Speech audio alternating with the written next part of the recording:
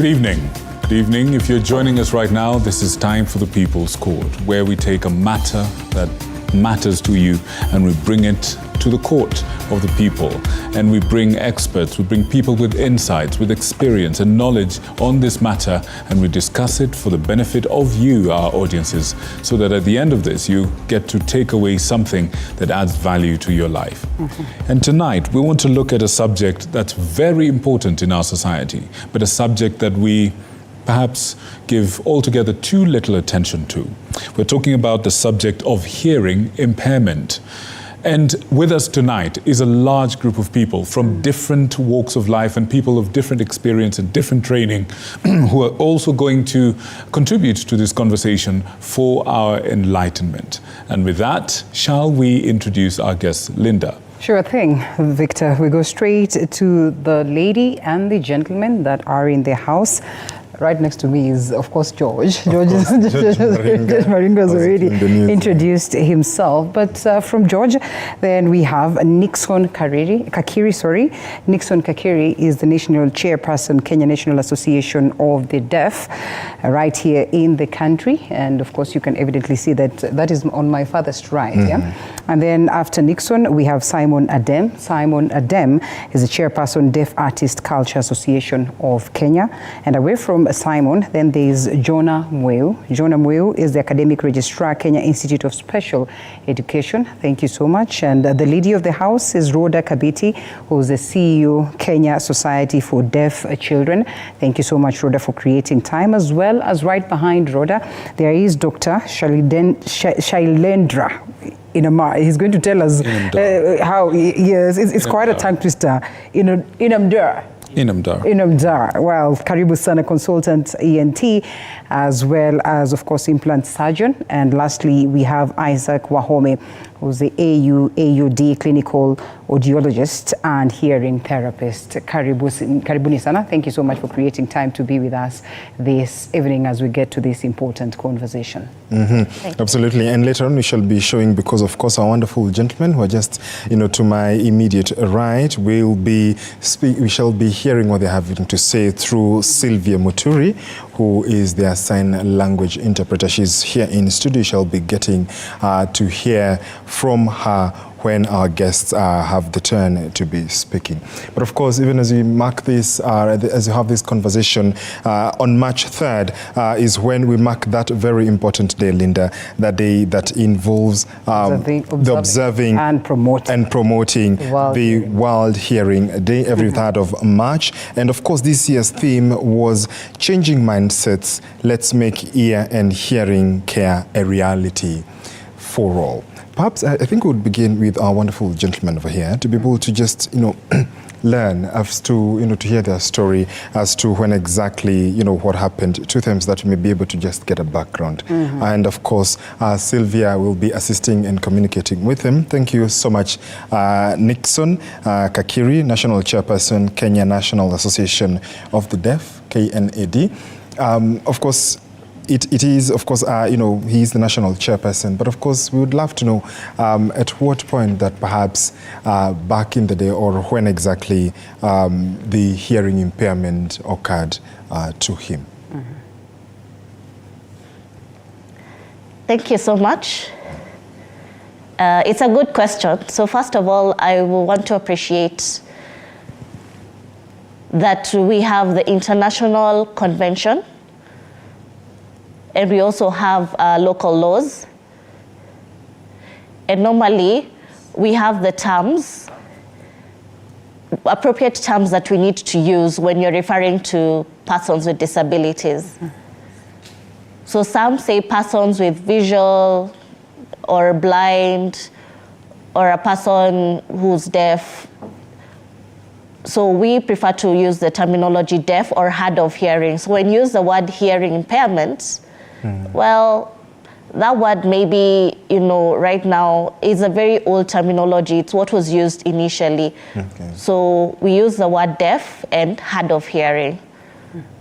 Anyway, so when I grew up deaf, I did not use sign language because my parents used, oral language. They did not know sign language. My father he did not think, where would a deaf school be.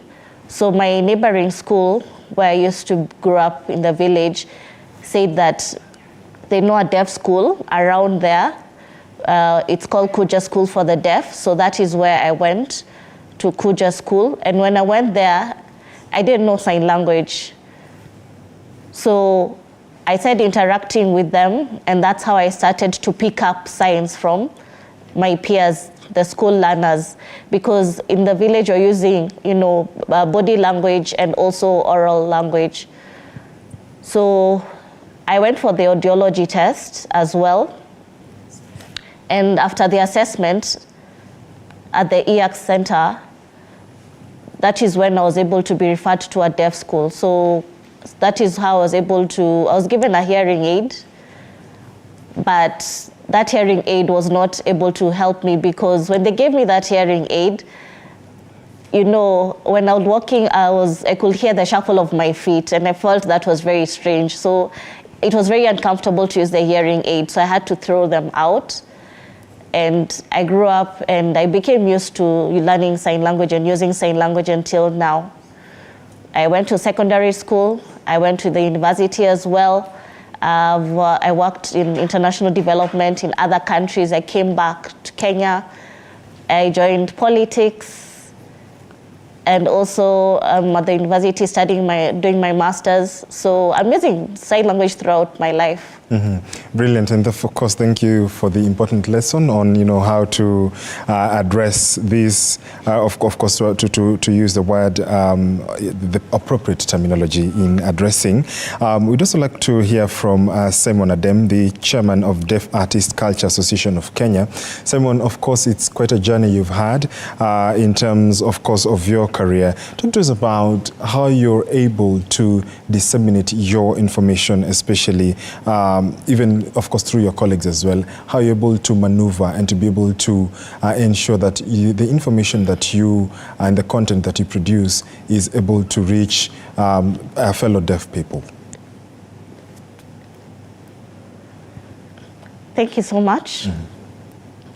I'm glad to be here, to be one of the panelists.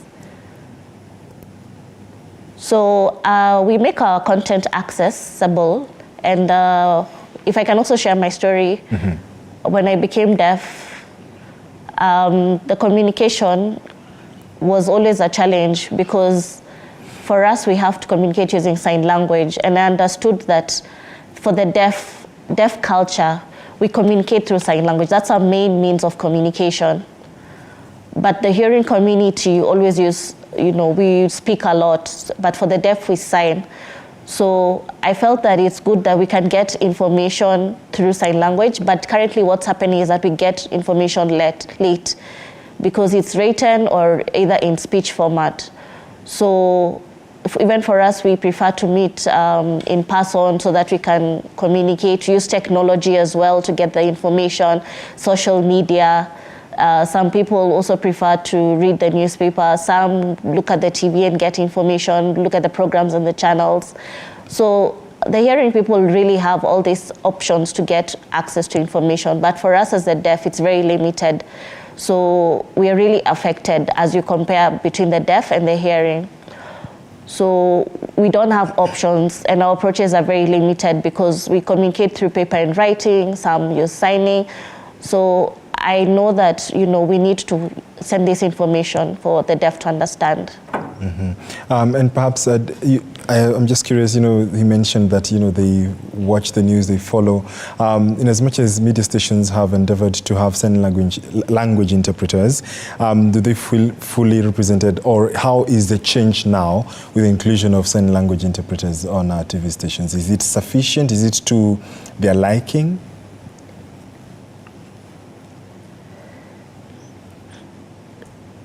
So, yes, there is an improvement because we see the insertion of the sign language interpreters, but we see that, at homes, the deaf, they're in the homes, when they're watching the TV station, there's no full information for us because you see, For the rest, for the hearing people, they see the presenter in full view, but this interpreter is like in this small box and they seem like too far off from the screen.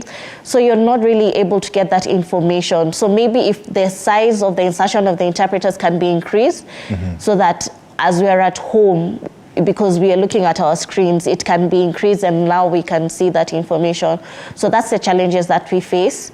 The second one is that, for the interpreters, the color, the background color and the clothing sometimes doesn't match, because the interpreters, also need to have strong signs as they're signing. They need to have also competent interpreters that they've been hired in this TV station so that we can understand the information and we can see visibly and clear. I would like to add on to that. When we're advocating for the media accessibility, we had emphasized that we needed to see the facial expression. They need to be visible for us to see. It's part of our deaf culture because it's a way of communication, the body language, the body movement. Whether you have a pimple or not, we need to be able to see because it's a way of communication. So sometimes you find the insertion of the sign language interpreters is very small. And then, if maybe somebody has low vision, you can't see far at your home on the TV screens. So we are discussing with the Communications Authority of Kenya where they need to increase this insertion of the sign language interpreters to 30%. Because as a hearing person, you're getting the sound, but the deaf person needs to see. So if it's small and the insertion is very small, it means that it's not true accessibility for us to get the information. Of course. But on the positive side, it's part of advocacy because people become more aware that, so we do have Kenyan Sign Language. We have people who are using sign language because in the past, deaf people will walk on the streets and, hearing people will be very surprised when they see them to start signing on the streets, they're using their hands, throwing their hands in the air. If I go to the bank or if I go to the hospital, I sign, people now look at me, I'm this, marvel. So now there's more awareness, so that's the positive side. But is it true accessibility to information? That's the question. And that's what we need to see on how best we can improve on. Absolutely, in forums such as this, the People's Court is also to create awareness, to learn also, whereas, actors in this information space where we need to improve on. And of course, we look forward to the outcomes of the deliberations that shall be held. And thank you to Nixon and Simon for sharing their wonderful stories. We shall be coming back to them. But Linda, you want to take away from for now? Well, and I know some of these concerns that are being raised are very important, concerns that are supposed to be addressed at advocacy level, creation of awareness, but of importance at policy level. Allow us to loop in the medics, in this very case, so that they can, try to enlighten us some more. And I think this question then goes to Dr. Shailendra. I am looking at some of the causes that would render an individual to have hearing challenges.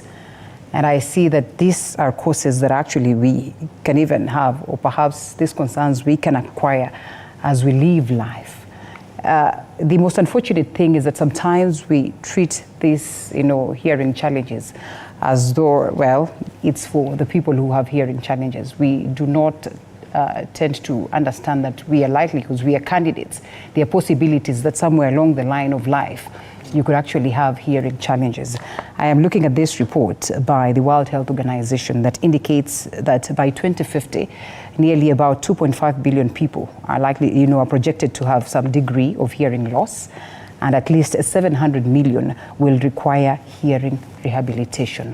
What does this tell us as a population, as the global entity, in terms of just getting to spaces where then we push for awareness some more, advocacy some more, or sometimes even learn sign language, which we rarely tend to look at as an important factor? Thank you for raising this hearing awareness program and inviting me for the Let's have the microphone up some more. You can have the Like you. microphone closer to yourself. Mouth, please. Closer to your mouth. Thank you, sir. I want to thank you first for TV47 for inviting me for discussion. As you said, currently the incidence is 1 in 5 people have the hearing disability or hearing issues as current statistics of 2023. Who estimated that by 2050, 1/4 of the population will be having some kind of hearing issue. That might be very mild one or very significant one. In terms of if we think of causes, it might be a temporary one or a permanent one. Like in my clinical practice, a child may be coming to me, a 4-year-old child, he does not speak nicely. I asked the mother what is the issue. They said, no, he's speaking nicely, but certain words he does not speak nicely. When I check the ear is full of fluids. So unless you check thoroughly, you clear the fluid either surgically or medically, you don't understand what is the cause behind this. And everybody assumes that the child is a slow learner and he will speak eventually. In terms of old age, the person is 60 years. He goes to a shama, like the lady goes to a shama. She does not understand what is happening. When she is talking to me, she hears nicely. So there is high frequency loss, which either comes with the age or exposure to the noise. Somebody is in the gym, plays headphone, loud music. He says he's feeling just earfulness. Now that is the earliest sign he might be having a high frequency hearing loss. So caring of the ears, using the appropriate hearing levels, keeping the noise to minimum environment. Like somebody is a factory worker, the ambient noise might be 60-80 decibel, which is quite high. So the factory workers have to be provided with appropriate good quality noise protection devices. So those are small measures of taking care of the hearing. Somebody has a 5 to 9 age group is there. Children with chronic otitis media, they have to be treated properly, appropriately. Adenoids might be there, tonsillitis might be there, or just an issue within the middle ear might be there. So that has to be treated in an appropriate way, not like using the over-the-counter medicines or self-medication, going to the proper medical care, taking care of the ear and restoring the hearing. So those small things go in a long way in having the good hearing for lifetime of the individual. All right, at a point where, we annually come together to celebrate the World Hearing Day, and push for this element of advocacy. Isaac Wahome, do you suppose that much is being done towards making sure that this, is well understood by the masses? Because if at this point we miss out on even the basic terminologies, do you suppose the world really cares as to what is in this space? Does the world really understand that we are all candidates to having hearing challenges? Thank you very much for having me in studio today. And that much of every year we have been celebrating World Hearing Day. And this day, it's somehow different because what we are saying is changing the mindsets and making ear and hearing care a reality. And as you can see from the statistics from the WHO, is that it's a global burden. It's a big issue. You look at it economically, financially, psychologically, and even at the community level. It's really a big challenge.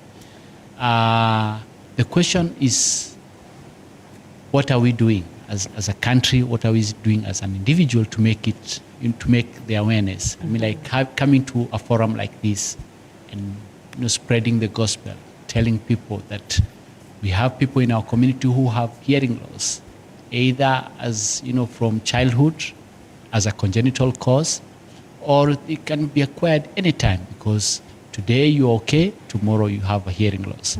So you need to know what to do, you need to know where to go, you need to to look out for people who have hearing loss and take sensitivity or sensitive matters, such as language, how to call them.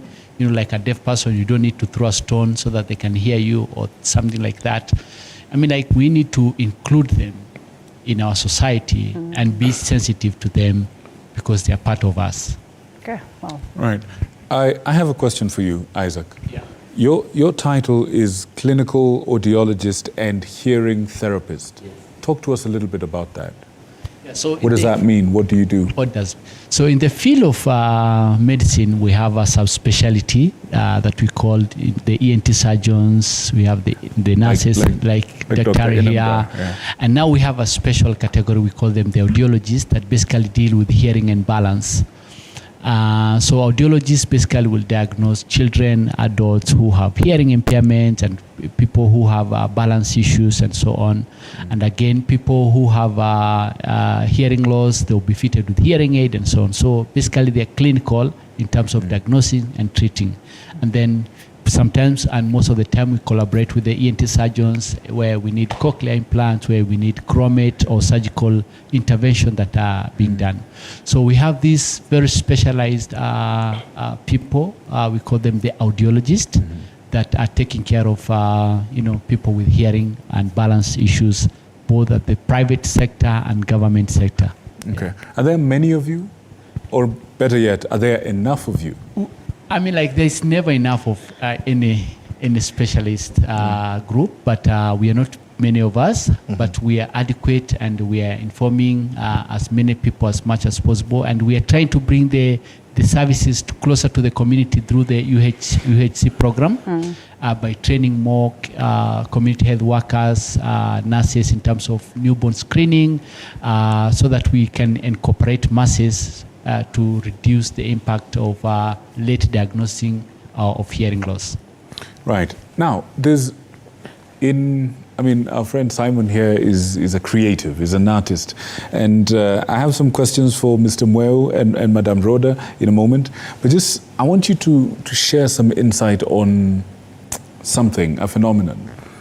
When he came in our studios, good people, you can go on YouTube and find that interview. It was on The Insight on Thursday with Simon Adem. It was very enlightening. We discussed a film called Coda. And this is, I think the premise of the film was children of deaf adults, and exploring that whole dynamic and how life is for such children.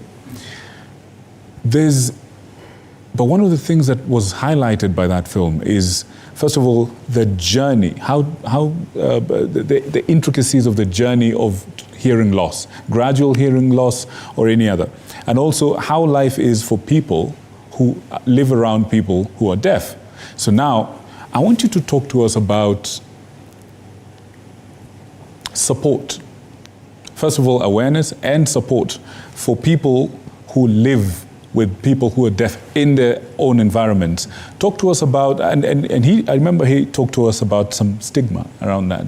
He talked to us about how for some of those children, it's really hard to interact with other children. I know, Madam Rhoda, I'd like you to pick up on that, because you actually represent a lot of children on this. So talk to us about awareness of this. Talk to us about support, not just for the actual people who are deaf or hard of hearing, but their communities around them. Talk to us about that. Is there existing support for that? I mean, you're talking more about what we call the deaf culture, which is really dynamic and broad aspect of daily living. We have deaf people in our community. I work with deaf people. I love working with deaf people. And I find them, because one of the things is that they're smart. The cultural misconception is that they are deaf and dumb, okay? It's because they can't be able to speak. It's a misconception. It's not true. The other misconception we have for deaf people is that if you have a hearing aid, then again you're dumb. I mean, there's something wrong with you. It's a misconception that is outside there. There's misconception that if you're deaf, you cannot go to school, you cannot be educated, you cannot be a professional. It's a misconception. It's not true. Those are myths that are associated with deaf people. And you see a deaf person walking somewhere, talking, you feel like there's something wrong with them. There's a disability associated with them. And these are human beings. They live with their families, they go to school, they work every other day. And the biggest support you can give them is by, number one, is understanding that whatever problem they have, number one is a communication problem. And this communication problem, they have an alternative way of communicating, and that is by sign language. And the way you can support them is when you're talking to them, talk to them slowly. They have to look at you. You have to look at each other, make sure that there's enough light so that they can be able to lip read you. Because they adapt easily by looking at your lip.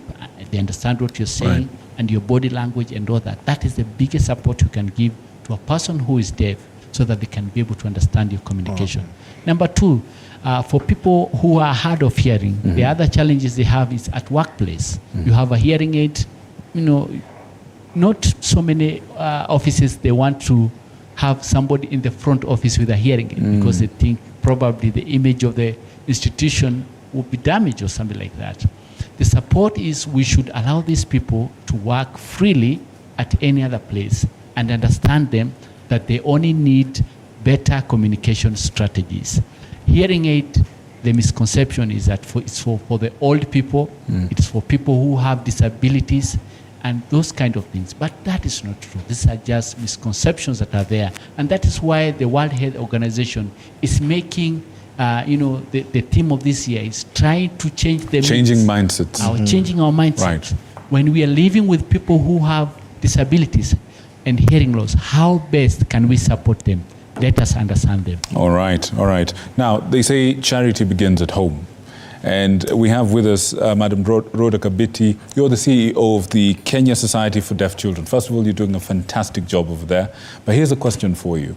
This culture that we're talking about, Mr. Wahome is talking about, talk to us about what are the best ways to kind of inculcate this culture in children at an early age so that it can be mainstream. So we're not talking about us versus them. We're not referring to people as them, where the culture is actually the way of life, where we're not surprised, as we're saying, when we see people signing in the bus stop, in school, where the stigmas that we're talking about are not in existence and entrenched. How can we mainstream it from a young age? Thank you so much. First of all, I want to appreciate that I'm in this studio to talk about hearing impairment. Hearing impairment is a silent disability.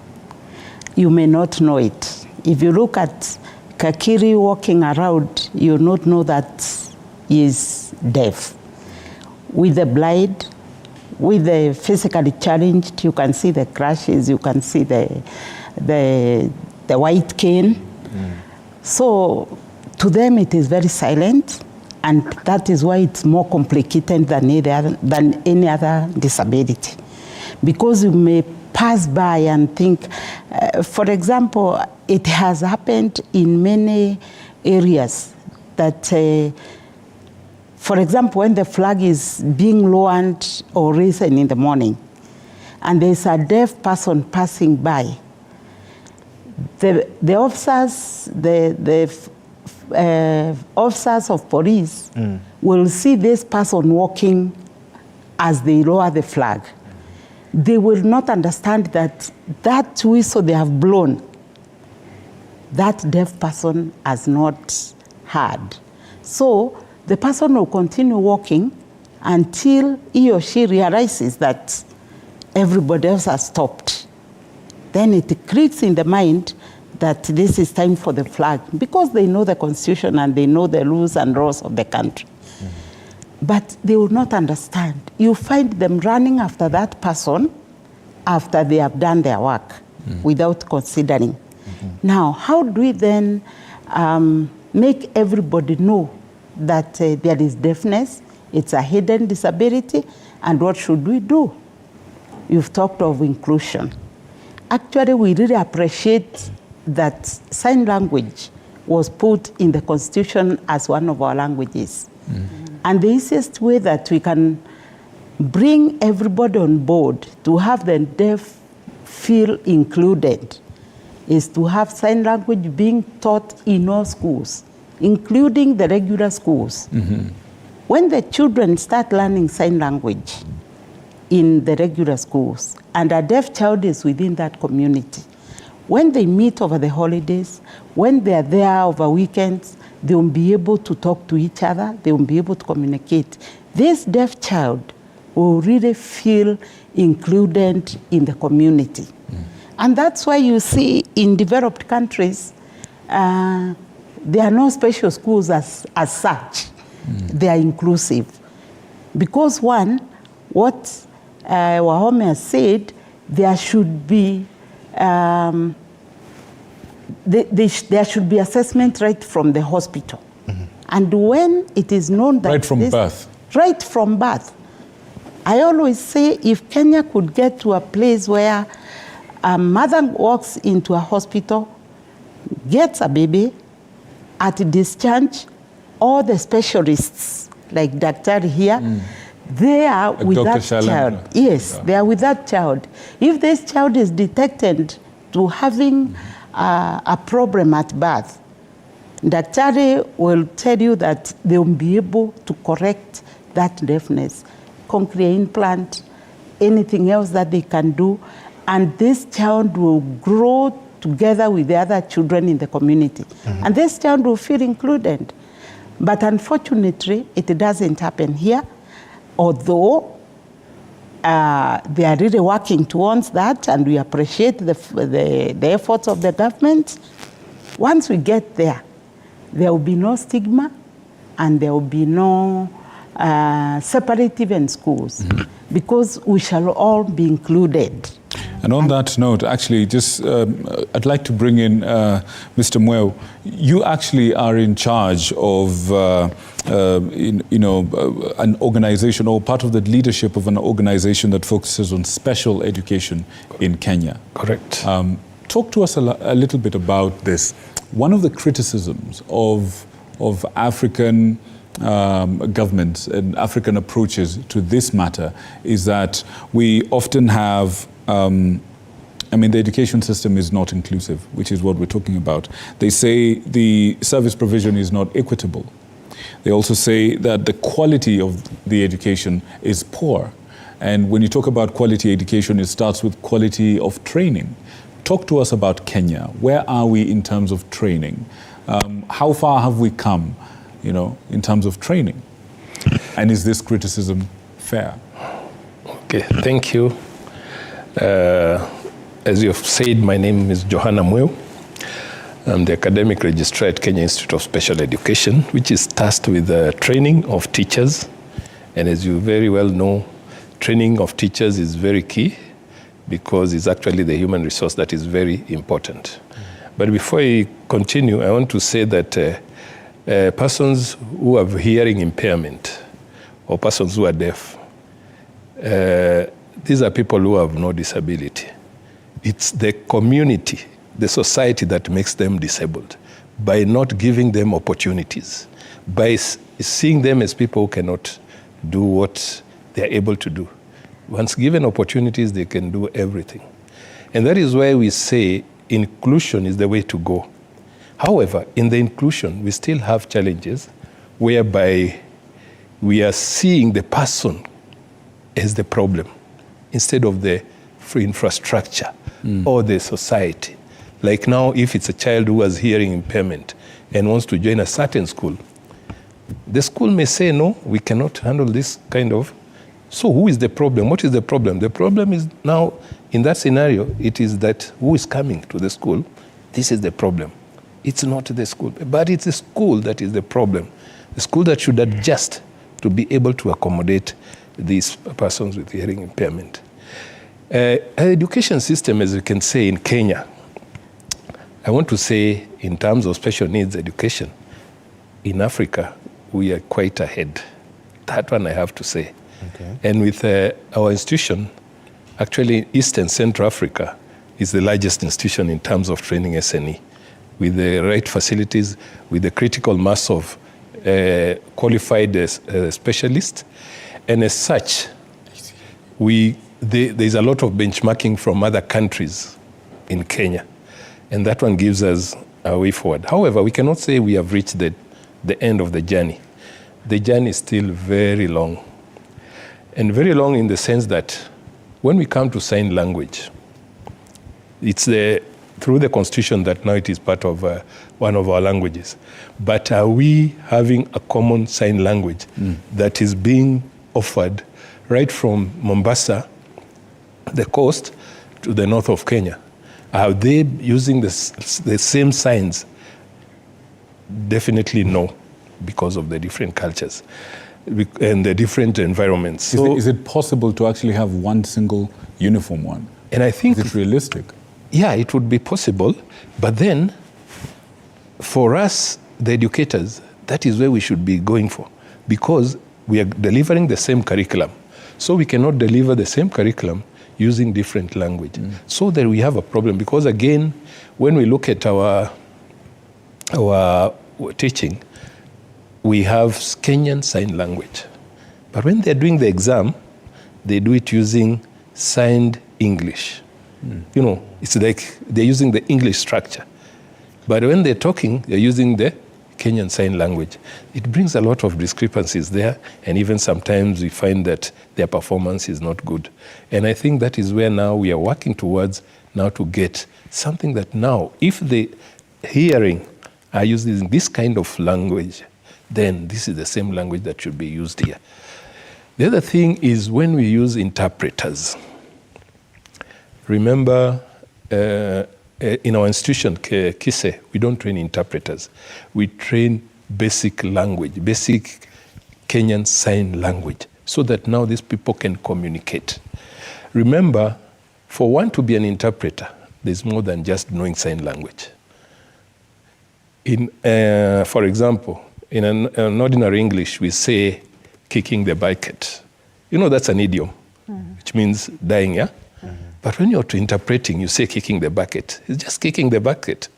Yeah, it will not be easy for somebody who is deaf to comprehend such a thing. Okay. So you can see there's still a lot that needs to be done. The other thing which I always wish to advocate for is sign language should be compulsory, just as what Madam has said, so that it is one of the languages that should be taught to everybody. Because if it's not taught to every child or in every school, then it means there's still no inclusion. Because there is no sign language. There's no language for me there if I'm deaf. So I cannot join that place. So everybody should have some bit of sign language. How much do we have in terms of resources, that are available for those ones that would be interested? And in this case, we wish that everybody would be towards making sure that they understand sign language, or they learn sign language, and equally the deaf culture. Yeah, what we are doing now currently as an institute, we are doing what we call advocacy, outreach, where when we go out, there is now trying to advocate for all disabilities for this matter. And we are also having online courses for KSL, which have not been there, basically to make it reachable to so many people as much as possible, so as to bring them on board. Again, the government is really supportive. Like now, the Institute is tasked with distributing assistive devices, resources for children with disability to the schools. And of course, those with hearing impairment will get their resources there. However, the resources for hearing impairment are not very easily, you cannot determine, because they need a lot of assessment. They need the medical aspect in it, so that now you really tie to the right person. It's not like now for the braille, for the blind, you just carry braille, they'll use the braille and that's all. But here, whatever they're using must be right through the right assessment. The other thing is, in schools, we have children who have hearing impairment, who have not been identified. Why? Because the teacher has no capacity, the school has no capacity to be able to identify that child as a hearing problem. But the child may be labeled not to understand, not to be clever, I don't want to use the word stupid, but to be labeled that cannot do such things. But basically is the child cannot hear. And I think George is about to come in. Yeah. Yes. Victor, if you allow me. Perhaps Actually, this should, yeah? just one moment on that point. Yes. I wonder if Dr. Inamdar can give us a basic kind of toolkit to assess just at home before we bring them to you. What are some of the things to look out for so that you can, to be able to tell if somebody has a problem with their hearing? And maybe to what level can you then consider this as something that is disabling hearing for that case? For a very small baby, the mother should be attentive, like when mother calls or there is a loud noise, the baby wakes up from sleep, or she turns her head, the baby turns her head to the noise, to the direction of the noise. So those are simple observational things they can observe. Again, any baby at the age of 16 months, she should be able to speak 3 words, like simple words, dada, kaka, mama. So if somebody is not speaking by 16 months, definitely that is a red flag. So that has to be attended to. The patient, the person goes to a doctor, an audiologist, checks his hearing, does a clinical examination to know everything is okay. Simple tests are there. As Madam has correctly said, Right. a neonatal hearing screening for every newborn is the must. In Western countries, it is compulsory. In our country, at MPSHA, we do conduct it for all hospital babies. But somebody comes as a walk-in, he thinks it is always better. It is just a 2-minute test and it gives you either a pass or a refer graph. So the child is hearing normally, or there are red flags and he has to do more advanced tests. So those are the very small babies. For school-going children now, as I have said, school-going children, he might be a slow learner, and the teacher thinks now he's not either attentive enough or he's slow in learning. The problem might be in his hearing, because he does not hear well. He lags behind in studying. He does not grasp the subject. He does not grasp the subject. He loses interest. So gradually, what happens now? Everybody blames him. The child is not good. He's not very attentive. So again, a simple screening, or one has to be suspicious. Either the teacher has to be suspicious, mother, father, or his elder siblings. They have to know the child is not having a hearing. So those things are important. Neonatal hearing screening is for newborns, and at school-going children, a simple clinical examination, tympanometry, and maybe a pure-tone audiometry. These are very simple and quick tests and cost-effective tests. All right. Just to add on what he's saying. The mic. The mic. Just to add on what he's saying is that it depends most of the time with the clinical features or the symptoms that you notice with the age group all the time.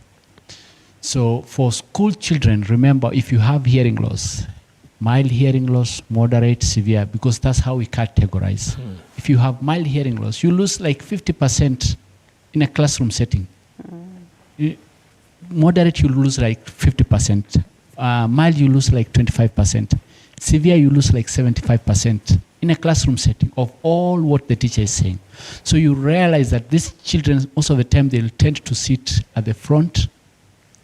They like looking at the teacher, what they're saying. But some teachers will say, no, I don't want you to sit here. I want you to sit at the back. So they pull them back to, on the back seat. So at the end of the day, what happens is that these children will start having to drop in their grades. So that is it's a red flag. If a child is dropping, if a child is, most of the time prefers sitting in certain position, they keep on changing. At home, things that you can observe are things like, depending on the level of hearing loss, like if they like the television at a higher volume, or even the phone call when they are looking or playing games at higher volumes. When you call them and send them for something, they bring something totally different. They are not following instructions, listening instructions. These are some of the signs you can be able to see at home. Children who already develop delayed speech, from 3 years, they are not able to speak properly from 2.5. These are the suspicious signs that you should be able to tell when a child is losing hearing. Okay, and you should be able to do a quick evaluation at home or in hospital. At home, WHO has come up with an application. We call it the Hear WHO, especially for older people, or depending on the age, where you are able to put headsets with your smartphone, because most homes have smartphone, and you're able to do a quick hearing screening. If that does not happen, then you can be able to go to a hospital where there's an ENT or an audiologist, and they'll be able to do this very non-invasive test that will take a few minutes to diagnose whether you have a hearing loss or not. Okay. Yeah. Just before we end that topic, what we are doing at KISE, we have a training of teachers in what we call functional assessment. So these are skills for the teachers to be able to do what Dr. Aris is saying here, that they should be able to do the basic screening, even using simple jiggles, just next to the ear, and you see the reaction, such like. So there is that training. It's a course which takes 3 months for those teachers to be able to do that basic screening. And of course, from the basic screening, we go to the intervention. And some of the interventions with referral, actually medical referral, which is actually the next one, which is very important. The other intervention is if the doctor has already prescribed what the problem is, then now the teacher intervention, the educational intervention, what is the teacher supposed to do? So those are now the training that we are having at KISE, and every teacher that goes through there is taught on that. And of course, before that, has to understand what are the causes of hearing impairment, just for information, so that now they can take the case as it's supposed to be. Absolutely. We need okay. We need to take a short break. Let's hold on to those thoughts, and then now when we come back from the break, of course, we'll be able to pick up from Madam. And of course, Nixon, you're watching The People's Court. You're back in a few minutes. Keep your feedback coming, of course, as we focus on hearing impairment. You're watching the Daily Report, specifically The People's Court. We're back in a few.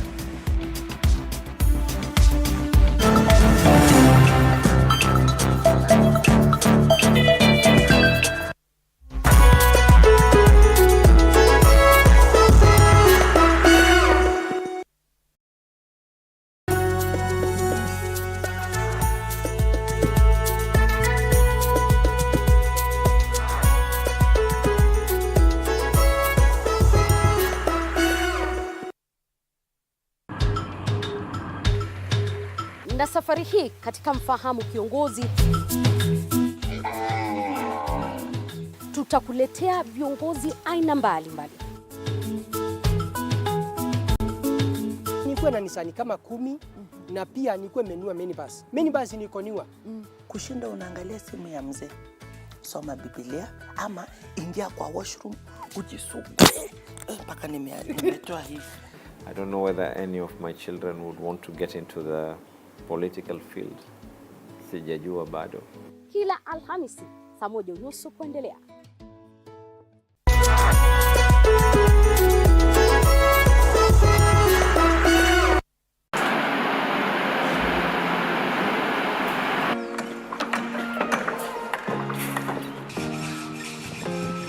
Join us on a journey through the concrete jungles and rising skylines, where every beam, every nail tells a story of progress and vision. In every aspect of life, you have to look at several dynamics. From groundbreaking. Nowadays with the tech, you can check on different websites or you check online and you can see some inspiration.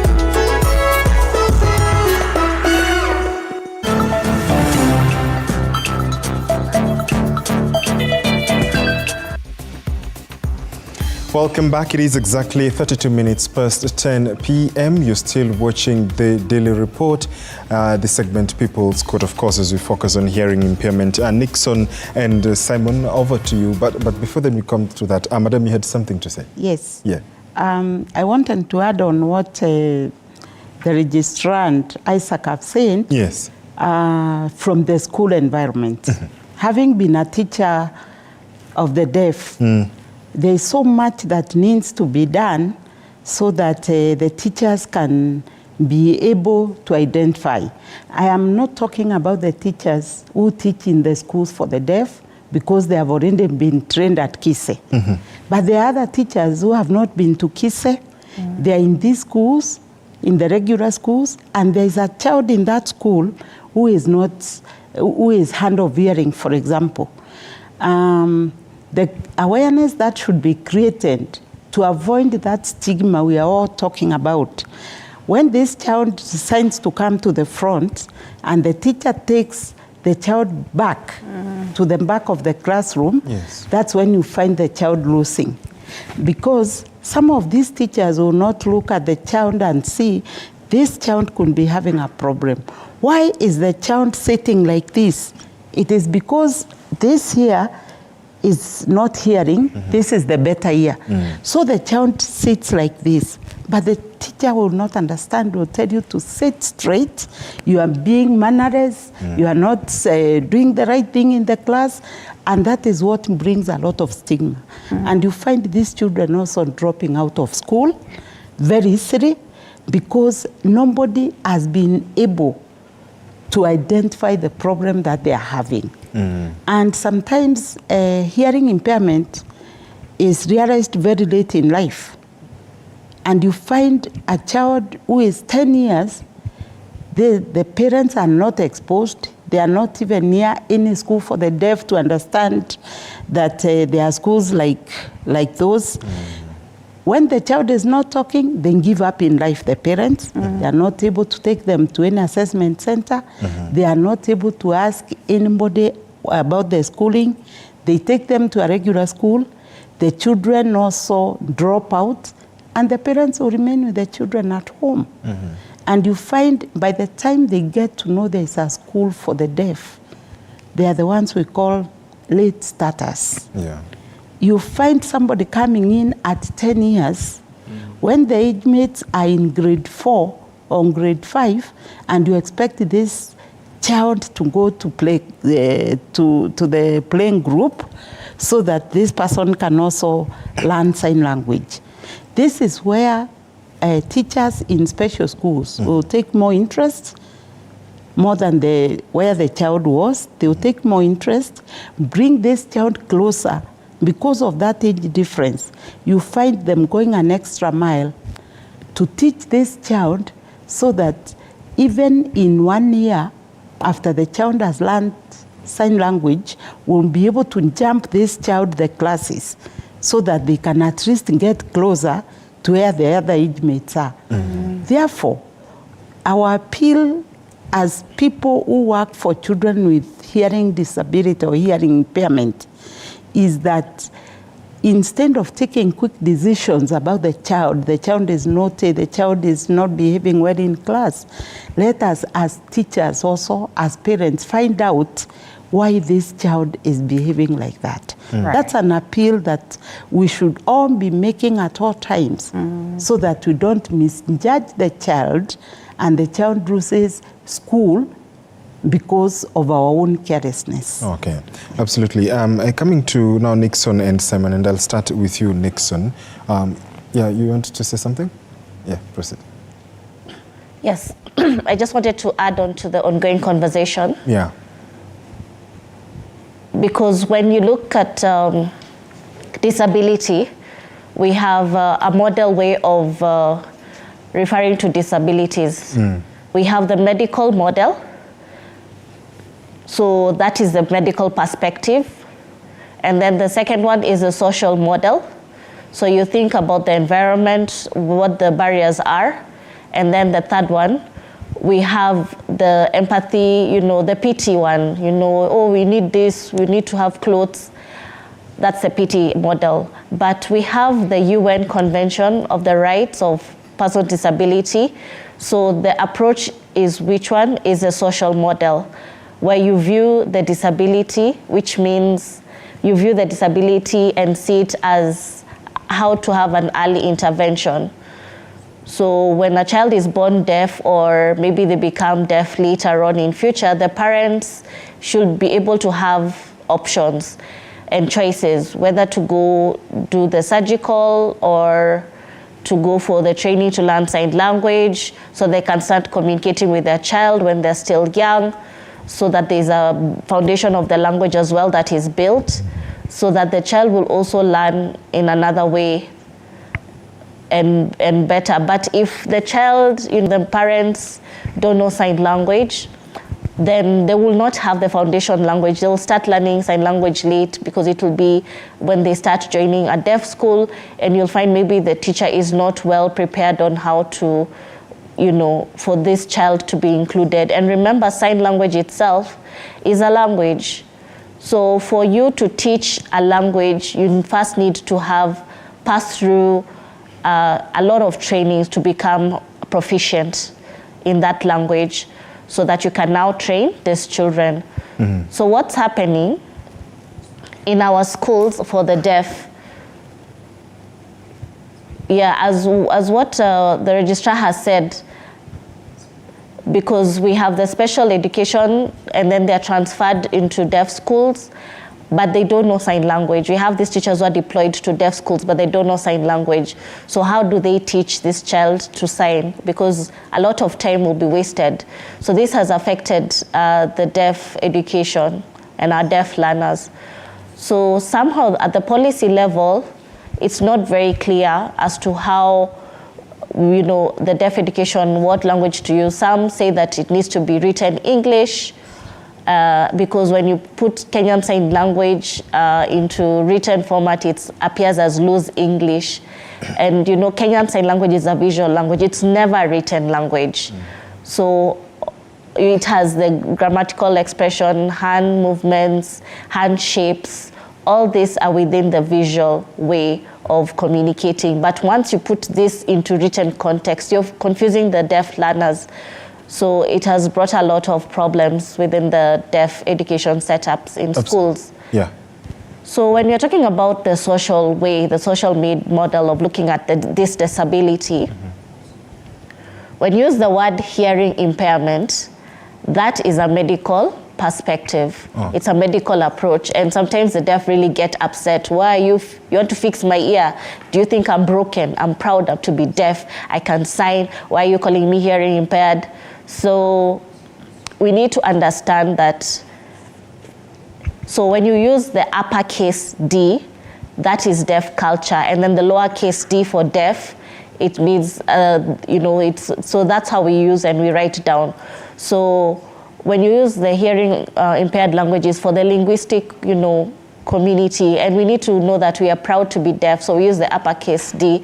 So whether, like recently, we had most churches, they want to pray for us as deaf people to become hearing, and people say that we have never seen. People usually say, deaf we use sign language, and we know, for example, I know Simon Adem, right?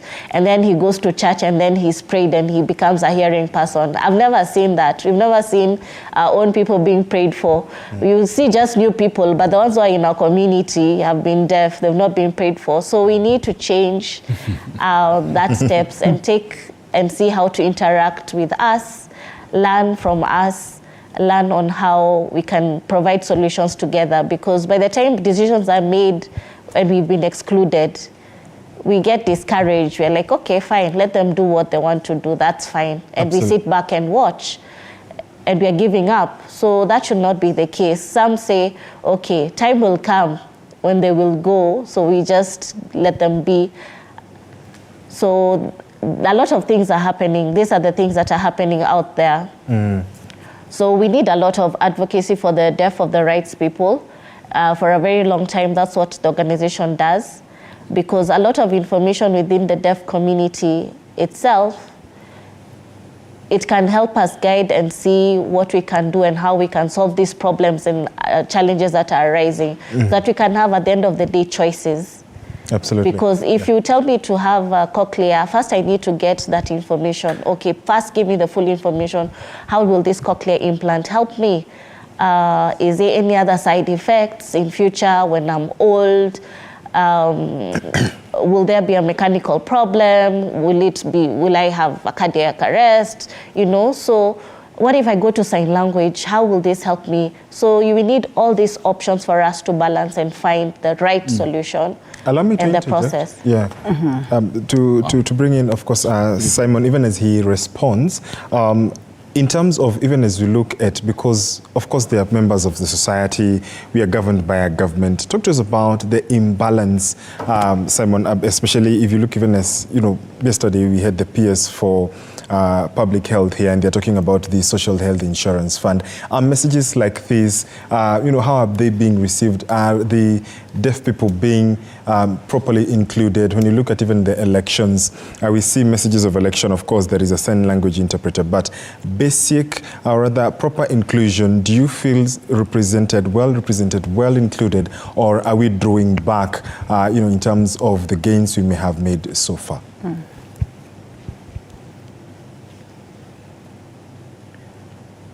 So I've seen that it's not enough. It's not full inclusion yet. Okay. So for example, when you talk about the public health, we need to have more information. It needs to be specific. Like for the deaf people, what are the benefits from this social health insurance fund? Because some deaf people, don't know what are the benefits. We still haven't been explained to fully what it comprises of, because it says that some who have a hearing loss problem, some who are hard of hearing can go to that hospital and the insurance will pay. It's not clear. We have very vague information, so there is not any full inclusion.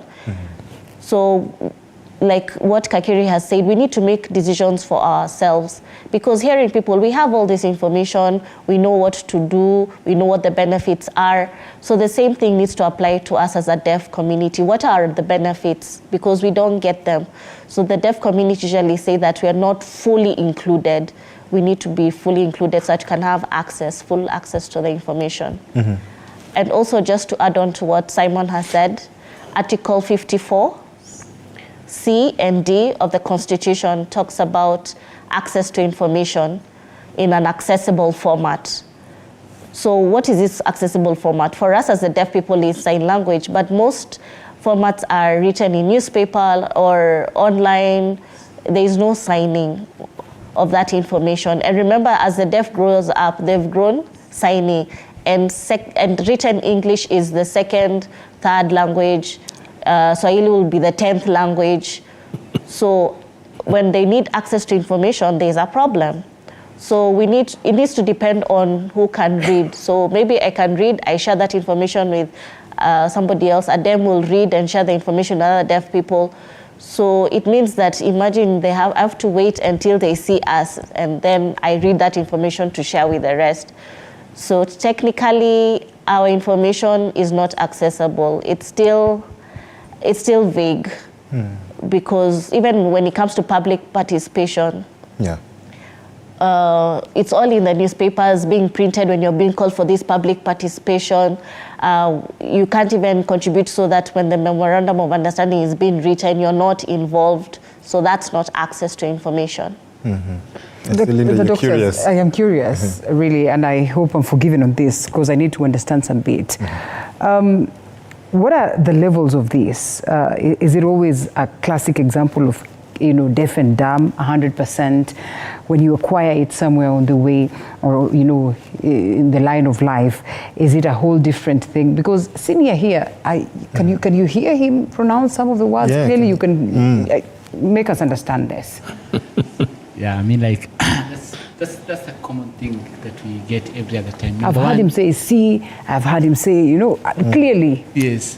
So number one is that you have to understand hearing loss in two aspects. There's what we call permanent hearing loss, and there's the other one that we call temporary hearing loss. The permanent hearing loss, in the medical field, we call it sensorineural type of hearing loss. And sensorineural type of hearing loss can be acquired, or can occur due to congenital factors, from birth. And what is important is that you have up to 9 years for what we call neuroplasticity, the duration of time for a child to develop speech naturally. All right? That's the time, that's the play time you have between 0 to 9 years. That's the time you have for a child to develop, speech. Now, this is made worse if you have a hearing problem. So if you have either total hearing loss, it means that you are going to have problems in terms of speech. So yes, you'll not be able to hear, and yes, you are not going to be able to speak. So, and that is the misconception when people say they are deaf and dumb. They're not able to speak like hearing people, because like we say, children will always learn to speak from what they hear. It's like a sponge. Whatever they absorb is what they will give back. So when there's no hearing, they'll not be able to speak. So they'll end up with problems of voicing, basically a voicing problem. So sometimes you might get deaf people, they're able to say 1 or 2 words. Some of them will voice. Some of them will speak, but their speech is incoherent. So those are some of the issues in terms of speech, and they require speech therapies at some point. But hearing loss occurs and it can be permanent. Okay. All right? And there is another type of sensorineural that occurs due to old age. With old age, most of the time you can't be able to hear the consonants, the F, the sh, those kind of high frequency sounds. So that is another type of, high hearing loss that is caused by the nerve. There is another type of hearing loss that is sensorineural that can occur now after you have developed your speech, what we call a postlingual. So you can, for those people, they'll be able to speak like normal people, but they are not able to hear. So they speak, but they can't be able to hear. So depending on the type of level, sometimes there's different interventions that occurs. I think that's your question. All right. And of course, quickly, and I'm glad that you have mentioned some of this, what are some of these things that we're supposed to avoid? Or perhaps, like want to relate nutrition with making sure that we are safe in terms of these lifestyle and all that? Because I think we are best placed dealing with the cases that we already have.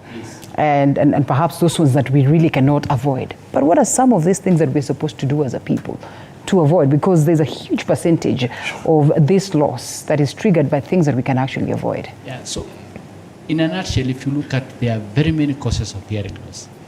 And WHO and globally, one of the attributing factors is noise, something that we can be able to prevent. Noise is number one.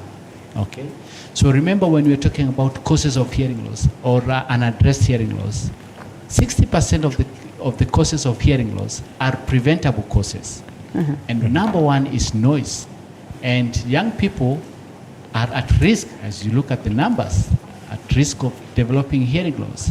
And the way we are telling them is listening safely. And that was the theme of last year. Number one, making sure that you are resting between 6 hours of the rule of 6 hours when you're listening continuously to, music or something like that. Making sure that your volume is not more than 60%, and so on. When you're going to clubbing, when you're going to a matatu that is noisy, this is our culture. That's what we do, is make sure that you have earplugs. These are very simple ways of preventing hearing loss from noise. Yeah. If you're working due to occupation in a place that is noisy, making sure that you have either maps or earplugs or something like that. Okay. Number two, infection. Infection is a very common cause of hearing loss. And it could be an infection as simple as a flu or a cold. Make sure that it is properly treated, not just over the counter. For people who develop sudden hearing loss, they think, it's just because of a blocked ear, maybe tomorrow it will go away. And then 2 days, 3 days, the ear is gone. What you develop is sudden sensorineural type of a hearing loss. So infection is a common cause of hearing loss and can be treated, and it is preventable and so on. And this starts from, a mother who is pregnant. They need to visit, antenatal clinic. Right. Make sure that they get all the immunization, because immunization, again, there are some causes of hearing loss due to, immunizable diseases, so which we can prevent. So immunization is one thing. Make sure that we do early treatment of children who are neonate and so on, or NICU, due to infections and so on. So those are some of the things that we can be able to intervene. Thank you. Yeah. Okay. We are entering the home stretch of this conversation. And Rhoda, as the CEO for Kenyan Society for Deaf Children, let's speak more of now, solutions and looking forward post 3rd March 2024. Another day has come. We've marked this important day. What are some of the things that perhaps we may not be able to achieve everything within the next 1 year, perhaps. But what are some of the things that perhaps you'd like to see done, especially in your field of work, or rather achieved in terms of in policy and actualization? Yeah, thank you so much. Hearing impairments, we have a long way to go. But from this year, we would want more awareness creation done, because the mothers are out there. Some do not even know about the hearing impairment. The assessment centers unfortunately, they are not as functional as they were before. And the assessment centers were located in the 47 counties. And these assessment centers were even in the sub-counties. They are not working. We used those times, and that's why so many children were taken to school. Today, if you go to a school for the deaf and see the children who are being placed in those schools, they are very, very few. Why? Lack of awareness. You know, there are parents who are old enough, they have finished children in school, but there are very young parents coming up. And when you go to those schools, you don't see that number of young parents. Why? Because there is no awareness. What I would want and I would wish as Kenya Society for the Deaf, and what we are looking forward to doing, is to reach even the unreachable. Okay. By having a mobile clinic, because many parents will not be able to get to the hospitals. I remember we had a year camp sometime back in Narok. We expected to assess and find children who have hearing loss so that we can be able to place them to schools. But what did we find instead? Everybody came on board, and what was really amazing is the ears are not cleaned, ear care. That ear care was not done. A very old man, a medium-aged person, a young person, you know the way the pastoralists go around and when it is dusty, that dust and really filled their ears, and they thought they were deaf. Madam Rhoda, I want to take it away from you on that very note, and perhaps loop in Dr. Shailendra, you know, so that he can enlighten us on the basic way of cleaning your ear at home, yeah? Because I tend to do that for my little babies, and sometimes I know it's dangerous. You will take a matchstick, you're probably going to take an earbud and all that, try to just clean that. What is the basic way of doing it before it gets to the level of the hospital? For an average normal person, actually God has given a nice mechanism. Whatever our skin on the other parts of the body goes from the deeper part to the superior part. In ears, it comes from the medial side to the lateral side, that is centrifugal. So whatever lies towards the deep part of the canal, it always comes out. So naturally, whatever the wax is collected, it is going to come out on its own. On its own. Only simple thing one has to do, you take a soft cotton towel at the time of or shower and clean outside. Nothing to put inside. This misconception, the earbuds are there to clean the ear. Absolutely not. Actually, what you are doing when you use an earbud, you are just going to push it inside some more. Trying to come out. Okay. So that is an entirely wrong way. That is first thing. Secondly, there has to be a thin layer of wax on the ear canal skin, so it is protective. It reduces the itching. It has a bacteriostatic action. When you are scratching the ear with the earbud, you feel nice and you are disturbing that layer. So earbud is a no-no, first thing. Secondly, normal person, ear cleans itself. Some people have tendency to large build-up of wax, very sticky or hard wax. In that scenario, they can use either simple wax softener drops, or maybe then they require to go to the doctor to get the ears properly cleaned. But earbud, absolutely no. All right, and quickly, in relation to the element of counseling, maybe as we come to a close and as the other gentlemen pick this up, counseling, and because most of the times when you listen to the deaf community, persons from this space, they speak, you know, with a bit of bitterness, in the sense of, you know, there's so much stigma. You can evidently tell that, well, they feel like there are a couple of other things that could easily be addressed, but they are not being addressed. In terms of taking care of them, the element of counseling, where does it come in and how much does it offer help that even as we await some of these things to be addressed, they still are living a comfortable life? Inclusiveness and accommodation, so giving special facilities like captioning. Any TV program, is there any presentation, there should be captioning, so that they can read it properly. Oh, those subtitles. Subtitles, yeah. And you can swap mics with. it's a big, yeah. So Sorry, so that will be good. And as he has mentioned, the company thinks that somebody who is having a hearing aid is not good to sit in the front office. So that is an entire alarm. So the society has to acknowledge, so there are going to be people having certain kind of disability and they are part of our society. So when you have included them in our society as a workforce, it becomes more representative of the each and entire group. We are using the specs. So many people have hearing specs. So that is we don't consider disability. But somebody uses an hearing aid, it is considered like it is some disability. So the society as a whole, we have to change our thinking. That is, it is a part and parcel. Like the same way specs are helping us to see properly, hearing aids are helping us to hear properly. So the thinking has to change. Brilliant. Perhaps as you... perhaps 30 seconds for everybody. Yeah, thank you.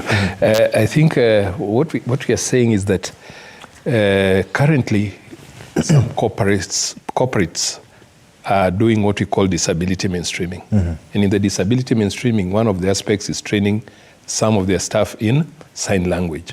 Like now TV 47 should take a group of people and train, and they'll become, they'll assist those people with hearing impairment or who are deaf.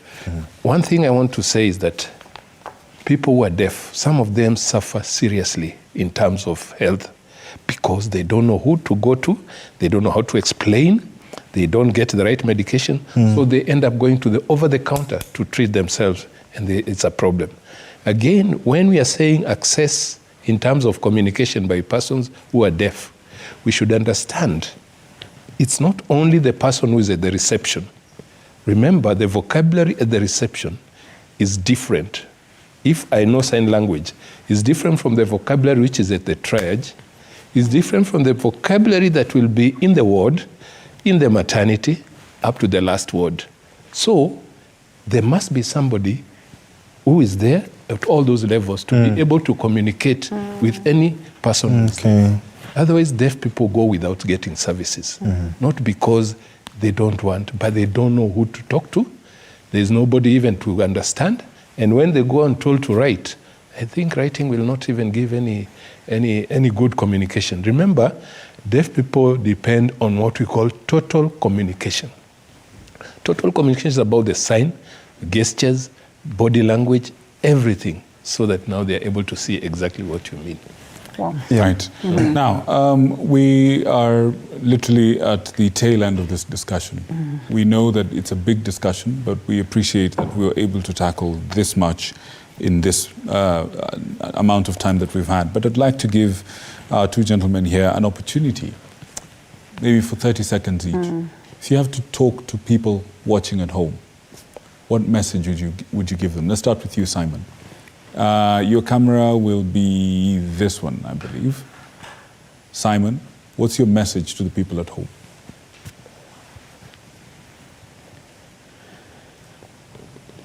So to those who are watching me at home in Kenya, to all persons with disability and the hearing community as well, I hope you've seen this discussion and you've heard what we have really discussed at length.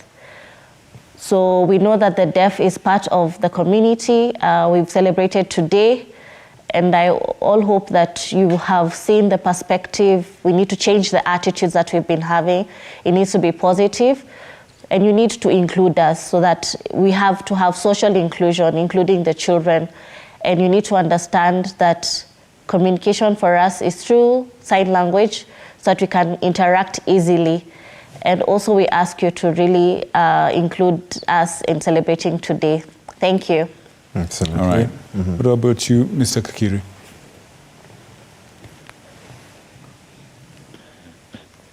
Thank you for this opportunity, for this interaction that I've had with you. We've heard about the theme for today's celebration, about changing the mindsets, which means that you need to change your view about accessibility needs, which is very important. So if you want to involve persons with disabilities or deaf people, please have the direct consultation with them. Ask the persons with deafness how they need to be assisted. Don't decide for them. You need to interact with them, ask them how best they can be able to, you can be able to meet our expectations or needs, and that way we'll be able to resolve this solution. But if you decide to solve for us, we'll go round and round and round. Thank you. Wonderful. Indeed, Nixon Kakiri, National Chairperson, Kenya National Association of the Deaf. Simon Adem, Chairman, Deaf Artist Culture Association of Kenya. Gentlemen, thank you for joining us. As well as Johanna Mweu, Academic Registrar, Kenya Institute of Special Education. Thank you very much, sir, for joining us. Rhoda Kabiti, CEO for Kenya Society for Deaf Children. Thank you, ma'am, for joining us. Isaac Wahome, we learned what you do, to be able to assist the deaf community. Clinical audiologist and hearing therapist. Thank you for joining us. Last but not least, Dr. Shailendra Inabdar, consultant ENT and cochlear implant surgeon. Gentlemen and lady, thank you so much for joining us on the People's Court. My name is George Maringa. We want, Sylvia Boturi. She's been the sign language interpreter. Come on, let's just have a... Let's we will be able to show our audience. They've only been hearing the voice of a lady that has been Sylvia Muturi. She's been the voice you've been hearing interpreting. Actually, you can just come on set and join them. You just come. We just want to honor you. You just want to join us. Yeah, join us. Absolutely. And that has been Sylvia Muturi. But I wonder how easy it for you to be able to translate for these two gentlemen? At least I worked with Nixon Kakiri and also Simon, so they also called me to come and assist for today's interview. Brilliant, and we want to thank you so much for your assistance. It was very eloquent and it was seamless. In fact, you almost picked up their own patterns of speech and almost even, I could tell, Simon had a different accent and Nixon had a different accent based on what you were doing. Well done. And I enjoy it. Thank you. We honor you. Yeah, thanks. We honor you, absolutely. My name is George Maringa. Thank you so much as well for your feedback. We didn't have time to go through it all, but we will see you next time, same place. And of course, we do not forget to appreciate Simaloi otherwise. Yes. Otherwise, we are not going to come out of this space. Yeah. Right. Simaloi, as always, our sign language interpreter, equally Rhoda Nyamai. And my name is Linda Alela. Thank you so much. Of course, the guests, and equally you back at home, and for the immense feedback. We look forward to see you again on Tuesday, that is on People's Court. And my name is Victor Moyakani. Thank you for choosing us to inform you this evening. And of course, I hope you remember the key takeaways from this interview. Earbuds are a no-no. Let's change our mindset. Ask, consult first before you decide what somebody needs. I mean, there's a lot. And you can share this interview on your phone, on YouTube. It's been live. Share it with your nearest and dearest, and it shall take the conversation forward. Once again, Victor Muyakane is my name. Good night, and God bless you. Bye-bye. Brilliant. Thank you so much.